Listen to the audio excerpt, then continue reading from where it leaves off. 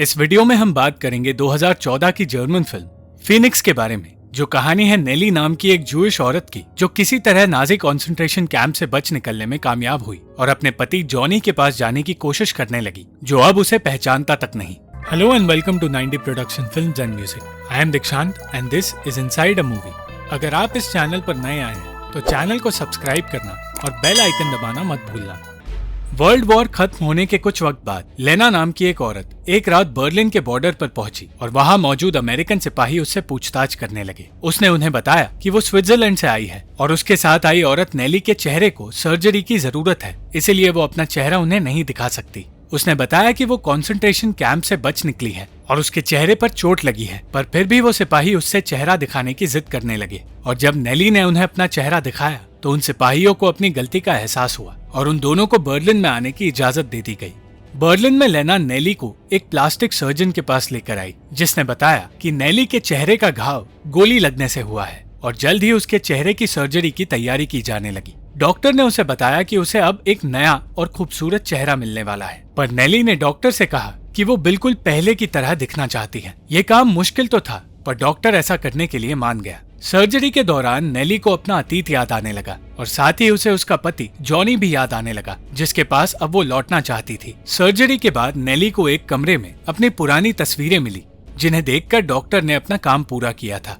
नेली चाहती थी कि लेना जॉनी को ढूंढे, पर ना ही जॉनी उसे मिला और ना ही नेली को उसका पुराना घर मिल पाया, क्योंकि उसके पुराने इलाके को पूरी तरह तबाह कर दिया गया था।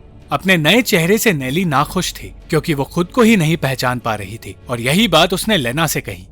लेना ने अपने और नेली के रहने के लिए एक अपार्टमेंट का इंतजाम किया, जहां उनके लिए एलिजाबेथ नाम की एक औरत काम करती है।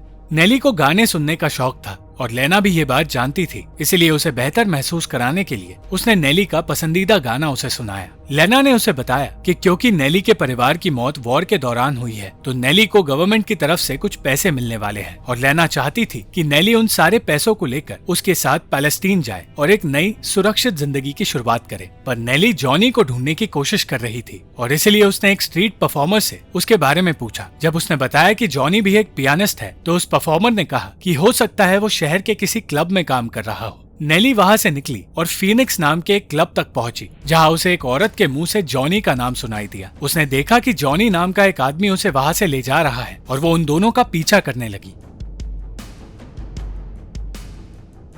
नेली को तब लगने लगा कि वो आदमी उसका पति हो ही नहीं सकता, क्योंकि वो उस औरत के साथ जबरदस्ती कर रहा था और उसका शक सही निकला। वो आदमी कोई और ही जॉनी था, जिसने डरी हुई नेली का बैग उससे जबरदस्ती छीन लिया। अगली सुबह नेली के मैले कपड़े देखकर लेना को समझ आ गया कि उसके साथ पिछली रात कुछ गलत हुआ है और उसने नेली से कहा कि ये जगह अब सुरक्षित नहीं रही और वो नेली का हर वक्त ध्यान नहीं रख सकती। नेली फिर भी जॉनी की खोज बंद नहीं करना चाहती थी और फिर लेना को उसे वो सच बताना पड़ा जो लेना ने उससे छुपा कर रखा था। उसने बताया कि उसे शक है कि जॉनी ने ही जर्मन्स को नेली के जूइश होने की सच्चाई बताई थी, क्योंकि जब नेली और उसके पति को गिरफ्तार किया गया था तो नेली के गिरफ्तार होने के अगले ही दिन जॉनी रिहा हो गया था। उसने ये भी बताया कि उसने 2 महीने पहले जॉनी को फीनिक्स क्लब में देखा था और वो जानती है कि जॉनी सिर्फ और सिर्फ नेली के पैसों को पाना चाहता है। नेली ने उसकी बात पर भरोसा करने से इनकार कर दिया और वो उस रात फीनिक्स में गई, जहां उसने एक परफॉर्मेंस देखा और उस परफॉर्मेंस के बीच उसे जॉनी एक वेटर का काम करते हुए दिखाई दिया। पर जब उसने जॉनी को आवाज दी तो वो नेली को पहचान भी नहीं पाया, क्योंकि अब नेली का चेहरा पूरी तरह अलग हो चुका था। इस बात से परेशान होकर नेली वहां से भाग निकली और वापस अपने घर आ गई। अगले दिन लेना ने नेली को उसकी सुरक्षा के लिए एक रिवॉल्वर दी। नेली फिर से उसी क्लब में गई और वहां काम कर रही लड़कियां सोचने लगी कि वो वहां काम ढूंढने आई है। सिर्फ वो लड़कियां ही नहीं, जॉनी भी यही सोचने लगा और फिर से उसे पहचान नहीं पाया। पर कुछ वक्त बाद जॉनी ने देखा कि क्लब में एक अमेरिकन सिपाही नेली के करीब आने की कोशिश कर रहा है और तब उसकी नजरें नेली से नहीं हटी। नेली को वहां से बाहर निकाल दिया गया, क्योंकि वो उस क्लब में काम नहीं करती और तब उसे बाहर जॉनी मिला। जॉनी उसे कहने लगा कि वो उसे काम दिलवाएगा और उसे हड़बड़ाहट में वहां से अपने साथ ले गया। वो कहने लगा कि वो उसकी पत्नी नेली की तरह दिखती है और क्योंकि नेली और उसके परिवार के लोग मारे गए हैं, वो उन्हें मिले पैसों का इस्तेमाल कर सकता है और उन पैसों में से एक हिस्सा वो उस लड़की को भी देगा। वो उसे अपने घर ले गया, जहां पहुंचते ही उसने कहा कि उसे जॉनी की मरी हुई पत्नी नेली बनकर जीना होगा ताकि उसकी जायदाद जॉनी को मिल सके। उसकी ये बातें सुनकर नेली ने अपनी सच्चाई छिपाकर रखने का फैसला किया और जॉनी को अपना नाम एस्थर बताया। इस बात को कुछ दिन गुजर गए और एक रात लेना से मिलने नेली आई और उसने उसे ये सारी बातें बताई और वो भी बताया जो पिछले एक हफ्ते में हुआ है। जॉनी नेली को एस्थर ही समझने लगा था और उसे गिरफ्तारी से पहले की नेली में बदलने की कोशिश करने लगा। उसे लगने लगा कि एस्थर ये काम नहीं कर पाएगी, पर अपने पति के साथ रहने के लिए वो पूरे दिल से कोशिश करना चाहती थी। कुछ देर बाद जॉनी वहाँ से चला गया और नेली जॉनी की चीजों को देखने लगी, पर रात को जब वो घर वापस आया तो उसे पता चल गया कि नेली ने उसकी चीजें छुई है और उसे ये बात बिल्कुल पसंद नहीं आई। नेली ने कहा कि वो सिर्फ उसकी पत्नी के बारे में और जानना चाहती थी। उस वक्त जॉनी ने देखा कि एस्थर की हैंडराइटिंग बिल्कुल नेली की तरह है और ये जानकर उसे लगने लगा कि उसका प्लान अब कामयाब हो सकता है। उसने नेली के नाम से एक चिट्ठी लिखवाई जिसमें उसे ये लिखना था कि वो लौट कर आ रही है। वो चिट्ठी जॉनी अपने और नेली के दोस्तों को दिखाने वाला था और अब वो अपने प्लान को आगे बढ़ाने की तैयारी करने लगा। जॉनी उसके लिए नेली की पुरानी चीजें और उसके कपड़े लाया, जिन्हें देखकर नेली खुश तो हुई पर वो उसे बता नहीं सकती थी कि वो कपड़े उसी के हैं। जॉनी उसे पूरी तरह अपनी नेली के रूप में ढालना चाहता था और उसका फोकस सिर्फ अपने प्लान पर था। नेली को ये सब कुछ बिल्कुल अच्छा नहीं लग रहा था, पर वो अपनी फीलिंग्स को छुपाने के अलावा और कुछ नहीं कर सकती थी।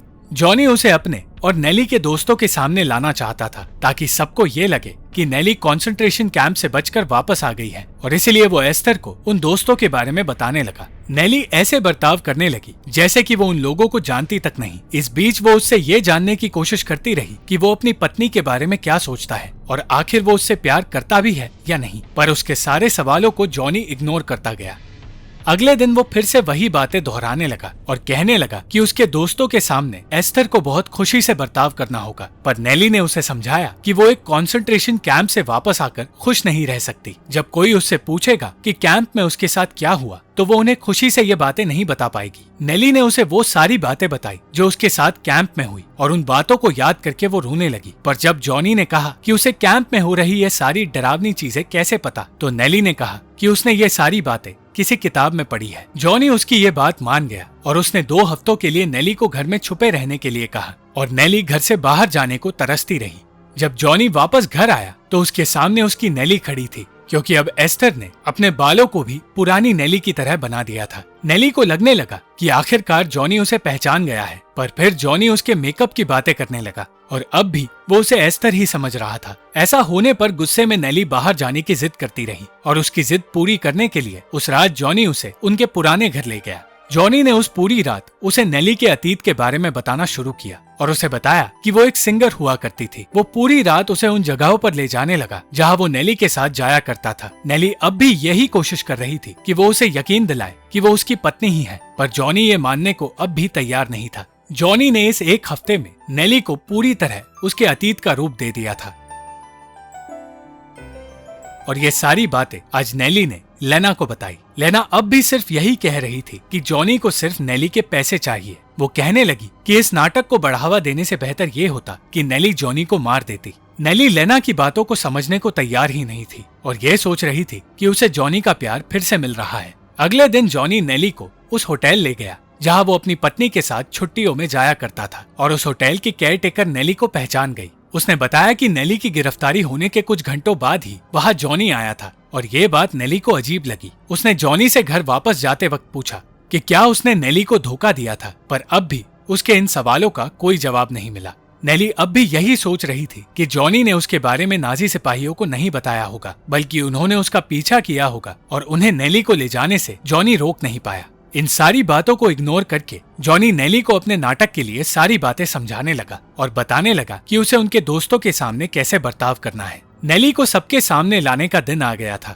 और इसलिए वो लेना से मिलने गई, पर जब वो लेना के घर पहुंची तो उसे एलिजाबेथ मिली, जिसने बताया कि लेना ने उसके लिए एक चिट्ठी छोड़ी है। उसने ये भी बताया कि पिछली रात लेना ने अपने आप को गोली मार दी और जो चिट्ठी उसके हाथ में है वो उसकी आखिरी चिट्ठी थी। उस चिट्ठी में लेना ने लिखा था कि नेली की गिरफ्तारी के कुछ वक्त पहले ही उसे जॉनी ने डिवोर्स दे दिया था और उस डिवोर्स का डॉक्यूमेंट उसने चिट्ठी के साथ छोड़ा था। लेना ने उससे माफी भी मांगी और कहा कि जो कुछ नाजीज ने उनके साथ किया है उसके बाद वो अब जिंदा नहीं रह सकती। ये सच जानते ही नेली समझ गई कि जॉनी ने सचमुच उसे धोखा दिया था और उसे नाजीज के हवाले कर दिया था, पर नेली ने यह राज अपने दिल में ही छुपाकर रखने का फैसला किया। वो जॉनी को मारना तो चाहती थी, पर वो ऐसा कर नहीं पाई और उसने जॉनी के प्लान को अंजाम देने की तैयारी करना शुरू कर दिया। जॉनी ने जैसा कहा था उसने वैसा ही किया और वो अपने दोस्तों से स्टेशन पर मिलने गई और जॉनी से पहली बार मिलने का नाटक करने लगी।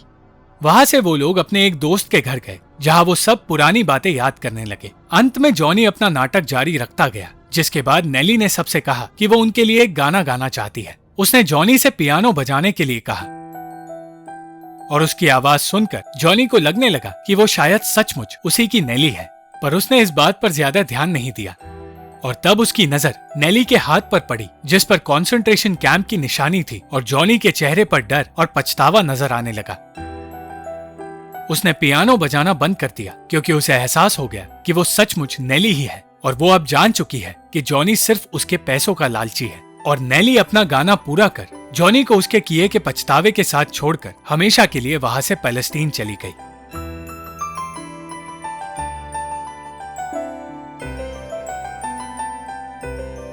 Thank you for watching the video. अगर आपको ये वीडियो पसंद आई तो लाइक, शेयर और कमेंट जरूर करना और चैनल को सब्सक्राइब करना मत भूलना।